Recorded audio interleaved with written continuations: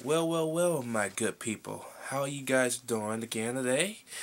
And today we're going to have the worst movies of 2013. It's not as big as the best movies, but these are some stinkers. So let's get started with The Host. Yes, The Host was the most boring movie I have ever watched. Okay? How do you make a movie with a chick with glowing blue eyes, aka like Underworld, and she's hot? Boring. I don't know. But this movie was fucking it. It was the whole definition of the meaning boring. And yeah, not very interesting whatsoever. I got a real stinker for you. The Immortal Instruments, City of Bones. How do you make Phil Collins' daughter the most hottest chick on the planet? Not really, because Scarlett Johansson's second to that, first to that. Bad. This movie's just bad. Oh my god. This movie's so bad. Filmmaster Adam has yet to review it yet. And he promised us he's going to review this movie. But he didn't at first. He made a whole 10-minute video about how bad this movie is. And I second that notion. This movie was horrible. Fucking horrible. I'm sorry, my allergies are fucked up right now. And this is based off a successful book franchise, but this movie, whoever was in charge of this movie, can't make a movie to save their life, because this movie got panned badly by critics, book fans, and just moviegoers alike. Nobody liked this fucking movie. Nobody. Speaking of which, Scary Movie 5, oh god. And the reason why I haven't put that review up yet, I should, but I'm not going to, because I gotta review the other 4, because I gotta request to review the entire Scary Movie franchise. So even though I did see Scary Movie 5 and reviewed it in 2013, won't be up till next year. So maybe I'm gonna try and get them all up as early as January to get that shit out the way, because, yeah. And you kind of already know all the scary movies are gonna be stupid movie of the week, so there's no getting around that, because not one of them is good. And especially Scary Movie 5, just stop. Stop making scary movies. I was shocked when I heard about Scary Movie 5 back in 2011. I'm like, Scary Movie 5? Yes. The shit happened.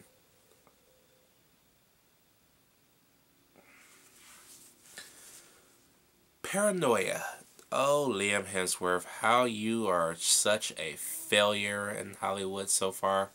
You've only had one good movie on your own in fucking Empire State, where theoretically you're not really on your own. You have fucking Dwayne Johnson in there with you, who basically kind of overshadows your whole existence in that fucking film. He's even in the front of the cover, and you're behind him. What the fuck? But Paranoia, holy shit, that was boring. That was atrociously boring. The acting was kind of fucked up. I got a question. How do you make a movie with Indiana Jones and Jim Gordon, or James Gordon, fuckingly atrociously bad as Paranoia? How does that shit happen? How the fuck can Harrison Ford and Gary Oldman outshine the terrible movie, and they can't? How can they not? How can that not happen? That's what I want to know. You're next. Oh my god. Look, a lot of people, some people like this movie, most people hate this movie. I'm the majority that hates this fucking thing, okay? Because it was so stupid, okay? So cliche. The only good thing about it was the chick, because she was kind of badass in the movie. But that's about it, all it had going for it. All it had going for it. That's it. Okay? Stupidest horror movie ever made.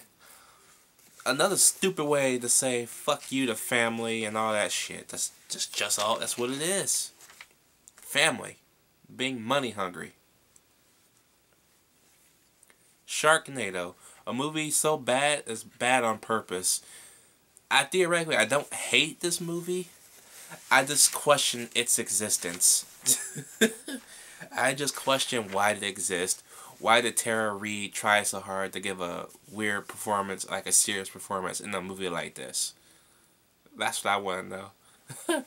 I also want to know is, why in every low-budget movie like that, the city's fucked up, but then when they're in a high-rise area, you can see the rest of the city is just fine.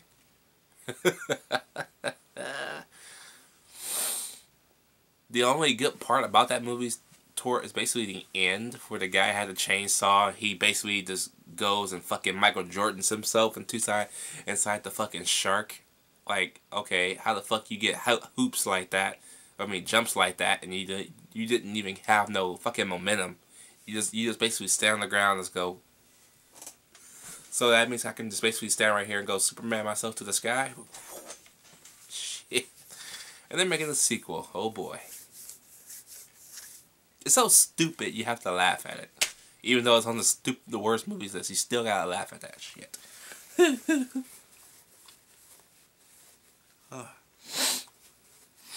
Okay. The Lone Ranger. Oh boy. Yeah, 2 hours and 29 minutes. Of what?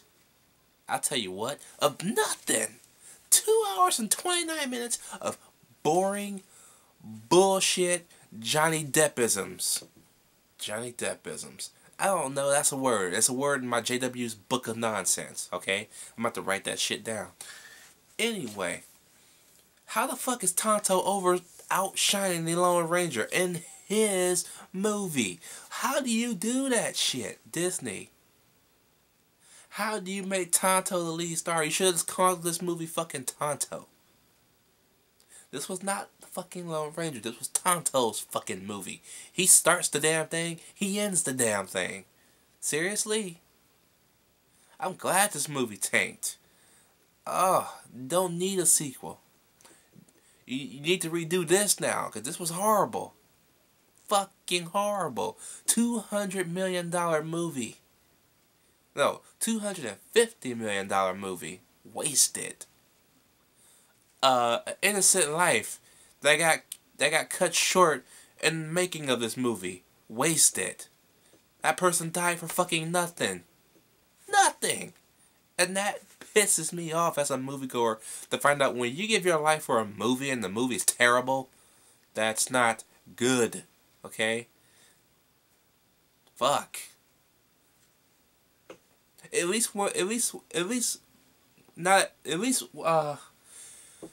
Now that Paul Walker's gone, at least we know Fast and Furious 7 is going to be at least good to decent. It's not going to suck. Okay? Because they don't try so hard. Oh, Jesus.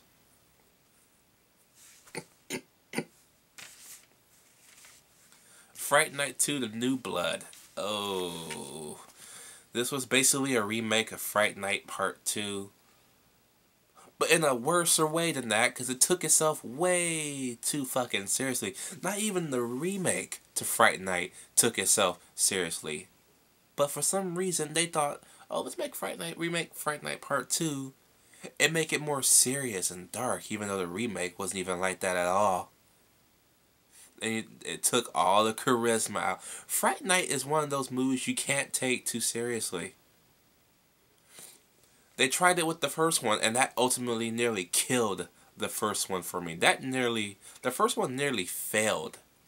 I nearly gave the first one an F. Because it was trying way too hard to be serious. You can't take a movie like that seriously. There are some movies you can take seriously. Fright Night's not one of them. And it shows, okay? Yeah, you can have a hot chick in here that's supposed to be a vampire, and if you're a girl, a hot dude is supposed to be a vampire, but if there's no charisma to it, it doesn't matter. The movie's bad. And not only is it bad, the acting's bad. Oh my god, the acting is horrible in that movie. Jesus. What were they thinking? Ugh. Pain and Gain. Saving grace of this movie, Dwayne Johnson. That's it. Dwayne Johnson was the main standout in that movie. Ever. Okay? Because that movie alone is a slap in the face. Not even worth mentioning going into, because I went into it like 3 or 4 times already since that movie came out. It's just my review of that shitty ass movie. Michael Bay, look, I know you make shitty movies, sometimes decent, sometimes good movies, but most of the time are shitty. But this is one exception where I just gotta say, fuck you. It's bad enough you raped my childhood with Transformers. Now you're raping the victims of these fucking killers? Fuck you. And fuck anybody who stands up for that bullshit. Spiders 3D. Oh. How do you make Spiders 3D terrible? How does a movie that just came off of Olympus Has Fallen, a very good movie, and it should have been a sequel to Die Hard at some point, or maybe in the future, make a low-budget, CGI, PS2 heavy spider movie and not make the movie any fucking good? I mean, you get the same little repeats of stuff over and over again, but in different scenes, but you notice it in other scenes that it's the same fucking thing reused over and over and over again. The spiders look like shit. They were big, which is the point of the movie, but they look like PS2 graphics. So that wasn't even plausible. The acting was fucking horrendous. Millennium, why? You're a good company. You started off low, but you ended up being good. Jesus. What was this excuse? Did y'all fall asleep or something at the wheel, or just not give a fuck? Huh. Speaking of not giving a fuck, The Purge. The Purge had the most awesome plot ever thought about.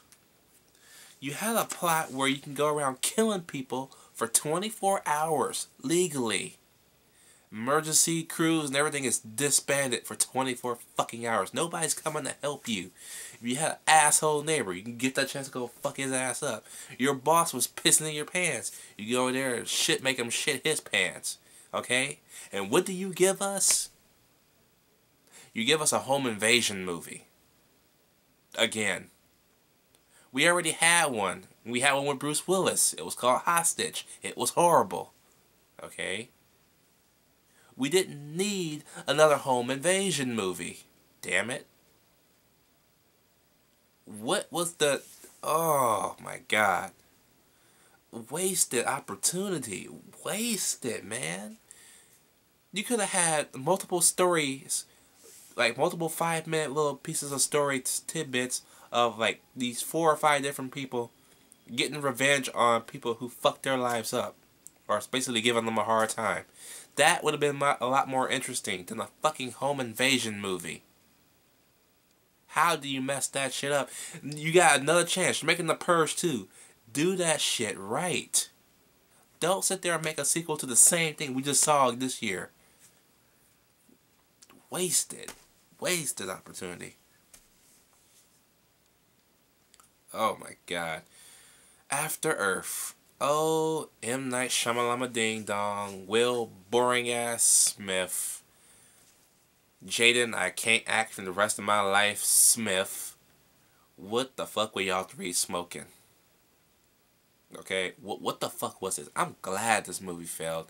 After Earth deserved to fucking fail. Okay? Will Smith is as wooden as a stick. I ain't never seen Will Smith this fucking wooden before. I'm like, what is this? This is not Will Smith. Usually you're over the fucking top and overacting yourself. Now you're just... Kata. We gotta go over here. Find that beacon. Okay? I'm sorry. I can't make no emotions. I got a stick stuck up my ass. Ugh. Jaden Smith screaming up to the top of his lungs where you can hear his voice scratching. It's $100 million movie and the effects looks horrible. Ugh. Hollywood. Stop giving M. Night Shyamalan movie projects. Stop. Haven't you learned? Haven't you fucking learned? Even Devil wasn't that good. It wasn't horrible, but it wasn't that good. Elevator, a low budget movie, was a better Elevator movie than Devil. A direct to video movie was better than a fucking $30 to $40 million budget Elevator movie by M. Night Shyamalan. What the fuck does that tell you? An unknown cast of people versus Buzz from Home Alone in an elevator. Yeah, it's like that. No more M. Night Shyamalan projects, please. This man cannot make good movies anymore. He doesn't try. And last, but certainly not least, for the worst movies of 2013, and this atrocious thing, a